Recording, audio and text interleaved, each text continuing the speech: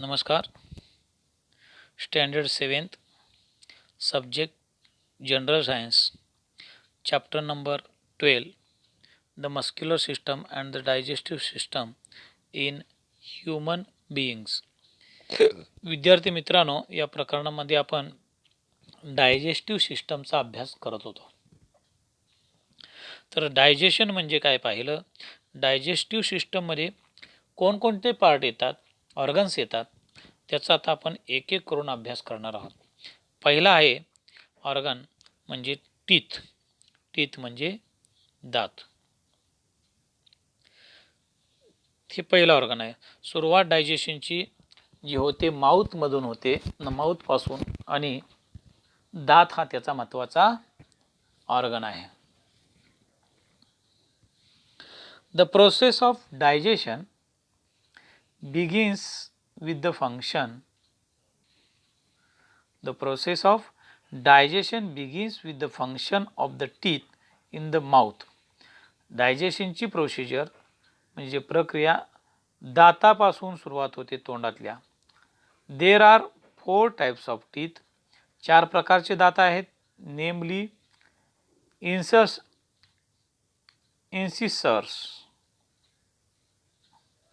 इन्सिसर्स म्हणजे पाटाशीचे दात. इन्सिसर्स.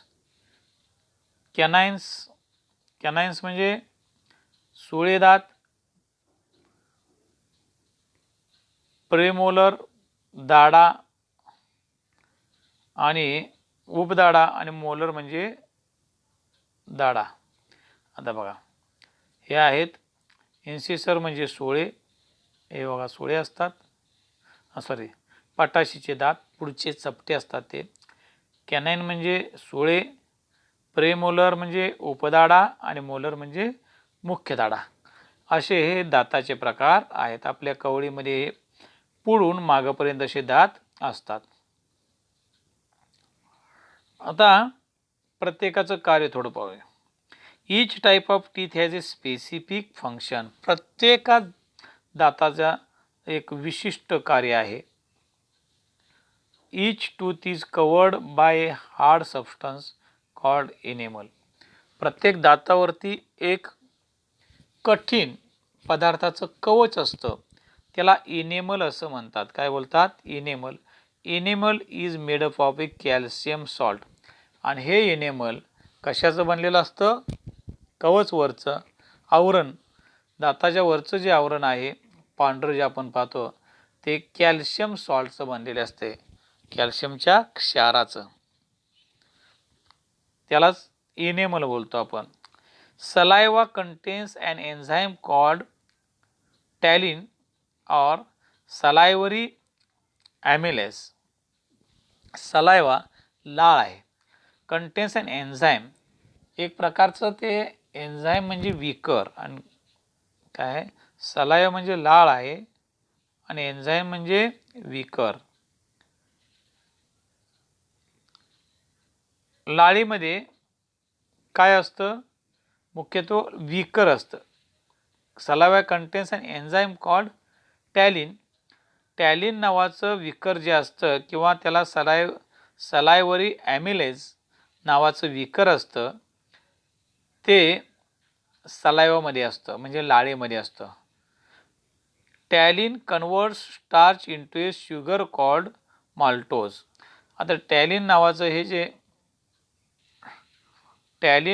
जे हे आहे विकर आहे, हे विकर स्टार्चला कशात?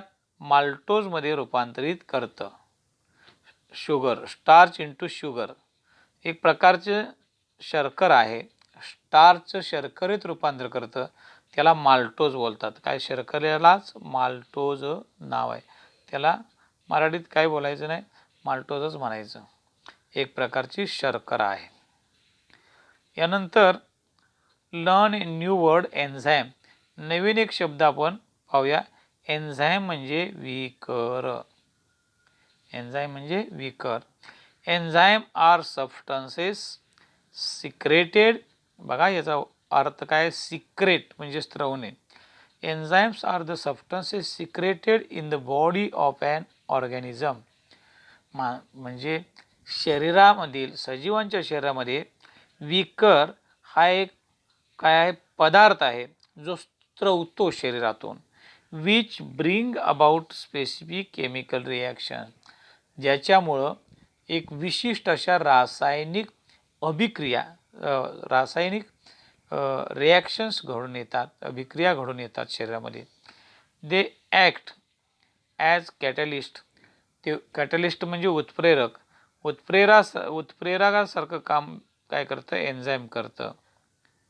कशासारखं? उत्प्रेरकासारखं काम करतं. कॅटलिस्ट म्हणजे उत्प्रेरक.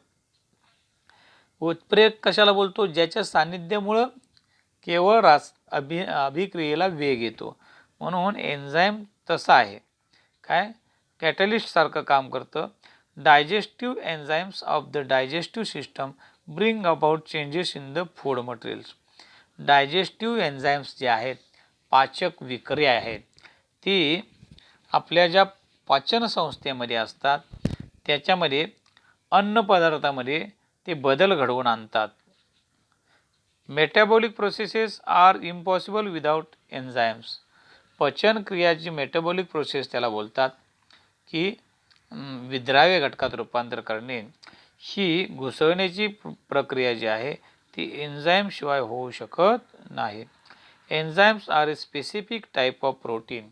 हे विकर म्हणजे एक प्रकारचे प्रथिने आहेत. विकरे म्हणजे काय आहेत? एक प्रकारची प्रथिने आहेत. They are most active at normal body temperature. आणि साधारण बॉडी टेम्परेचरला ते काय असतात? नॉर्मल टेम्परेचरला जास्त ॲक्टिव्ह क्रियाशील असतात ही विकरे. विकरे काय असतात? साधारण तापमानाला जास्त क्रियाशील असतात. असा एक एन्झाईम नावाचे आपण एक वर्ड याच्यामध्ये नवीन पाहिला, त्याला आपण विकर बोलतो. आता आपण पाहूया एक एक पचन संस्थेतील क्रिया कशी घडते. माउथ. माउथ म्हणजे तोंड. Digestion of food begins in the mouth. अन्नाचं पचन हे तोंडापासून सुरुवात होते. Food is chewed with the help of teeth into very small pieces. तोंडातील दातामुळे अन्न चर्वण केले जाते. बारीक बारीक तुकड्यामध्ये त्याचं चर्वण केलं जातं. कसं आहे? अन्नाचं अन्न पचनाची प्रक्रिया तोंडापासून सुरुवात होते. माउथ म्हणजे तोंड, तुम्हाला माहिती आहे सर्वांना. आणि तोंडामधील दातांमुळे त्या अन्नाचं बारीक बारीक तुकड्यामध्ये चर्वण केलं जातं. दुसरा आहे फॅरिंग्स किंवा थ्रोट. थ्रोट म्हणजे घसा आणि फॅरिंग्स म्हणजे ग्रासनी, ग्रासिका. ग्रासिकेलाच घसा असे म्हणतो आपण. The oesophagus and trachea open into the pharynx. फेगस and trachea open into the pharynx म्हणजे घशामध्येच अन्ननलिका आणि श्वासनलिका दोन्ही उघडतात. अन्ननलिका आणि श्वासनलिका ह्या घशामध्येच उघडतात. इथे बघा, इथं दाखवलेला आहे, हा घसा आहे.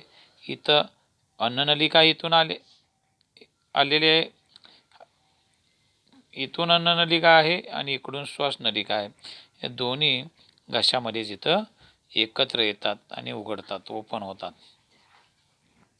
त्यानंतर लिव्हर, त्याला आपण यकृत बोलतो. लिव्हरला काय बोलतो? यकृत. Liver is the largest gland in the body. सर्वात मोठी ग्रंथी आहे शरीरातली, त्याला आपण लिव्हर म्हणतो. It has a rich supply of blood. आणि या लिव्हरमध्ये मोठ्या प्रमाणावर रक्तपुरवठा केला जातो. Its main function is storage of glucose. याचं मेन फंक्शन म्हणजे काय आहे? ग्लुकोज ग्लुकोजचं काय करणे, साठवणूक करणे, storage of glucose. The gall bladder is situated below the liver. हां, त्याला पित्ताशय, गाल ब्लॅडर म्हणजे काय, पित्ताशय बोलतो आपण. त्या लिव्हरच्या खाली पित्ताशय असतं. Liver, it stores the bile, the digestive juice secreted by the liver. आणि त्या, हे बघा पिवळं दिसते ते पित्ताशय आहे, सॉरी हे आहे लिव्हर, यकृत, आणि त्याच्या खाली हे पिवळं दिसतंय ते पित्ताशय आहे. ह्या पित्ताशयामध्ये यकृतामधला जी हे आहे रस, पाचक रस जो हे केला जातो, काय केला जातो, स्त्रवला जातो, तो रस किंवा ॲसिड आपण त्याला बोलतो, ते त्याच्यामध्ये साठवून ठेवायचं कार्य केलं जातं. When bile is carried into the small intestine, आणि हा पाचक रस किंवा हे पित्त किंवा आपण ॲसिड त्याला बोलतो, बाईल बोलतात त्याला, carried into small intestine, हे पित्ताशयातून स्मॉल इंटेस्टाईनमध्ये जातं, लहान आतड्यात जातं, आणि it mix with the food there, ते तिथे अन्नपदार्थामध्ये मिसळलं जातं. And helps the digestion of fats, आणि तिथं जे फॅट आहे, मेद आहे, मेदाला काय करतं, डायजेशन करायचं, मेदाचं विद्राव्य घटकात रूपांतर करण्याचं काम करतं. बाईल कंटेन्स बाईल सॉल्ट्स, ते पाचक रस आहेत त्याच्यामध्ये अनेक क्षाराचा पाचक क्षार असे त्याच्यामध्ये असतात. यानंतर स्मॉल इंटेस्टाईन, याच्यानंतर काय असतं, स्मॉल इंटेस्टाईन म्हणजे लहान आतडे, लहान आतडे. स्मॉल इंटेस्टाईन म्हणजे लहान आतडे. The small intestine is about 6 metre long, लहान आतडे हे 6 मीटर लांब असते. Most of the digestion and absorption of food takes place here, जास्तीत जास्त अन्नाचं पचन आणि शोषण हे या लहान आतड्यातच होतं. हे लहान आतड्यात बघा, हे एवढा भाग जो आहे छोटा, तो लहान आतड्याचा, आणि हे मोठा आहे ते बोललं मोठा आतडा आहे. हे किती असतं, 6 मीटर लांब असतं लहान आतडं. There different digestive juices, 3 different digestive juices are mixed with the food in the small intestine. लहान आतड्यामध्ये 3 वेगवेगळ्या प्रकारचे डायजेस्टिव्ह ज्युसेस असतात, ते त्याच्यामध्ये मिक्स होतात. 3 वेगवेगळ्या प्रकारचे पाचक रस मिक्स होतात. Absorption into the blood, आणि त्याचं रक्तामध्ये काय होतं, शोषण करून घेतलं जातं. Absorption of blood of nutrients obtained by the digestion of food also occurs in the small intestine. बघा एवढा मोठं एकच वाक्य आहे. काय, juices are mix with the food in the small intestine, आतमध्ये पाचक रस जे आहेत ते 3 प्रकारचे पाचक रस लहान आतड्यात मिक्स होतात. Absorption into the blood of nutrients obtained by the digestion of food also occurs in the small intestine, आणि रक्तामध्ये जे न्यूट्रिएंट्स, जे पोषण तत्वे जे डायजेशनमध्ये मधून जी शोषून घ्यायची असतात, ती स्मॉल इंटेस्टाईनमधूनच शोषून घेतली जातात. यानंतर आहे लार्ज इंटेस्टाईन, म्हणजेच मोठे आतडे. लार्ज इंटेस्टाईन म्हणजे काय, मोठे आतडे. हे मोठे आतडे आहे, हे इथून इथंपर्यंत असं बाहेरून आले ना, हे मोठे आतडे एवढं आहे. हे पहा, the large intestine is about 1.5 metre long. मोठं आतडे हे 1.5 मीटर लांब असतं, म्हणजे 1.5 मीटर लांब असतं. Only water is absorbed in the large intestine.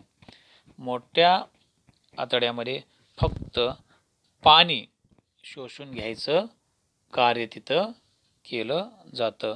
Small part called the appendix, छोटासा भाग आहे ज्याला अपेंडिक्स म्हटलं जातं, is attach to the first part of the large intestine. मोठ्या आतड्याच्या सुरुवातीला इथे तुम्ही पाहिलं तर इथे पहा, इकडे मोठ्या आतड्याच्या सुरुवातीला इथे अपेंडिक्स असतं. डोकाला जो छोटा भाग दिसतो त्याला आपण अपेंडिक्स बोलतो. काय बोलतो? अपेंडिक्स जोडलेला असतो.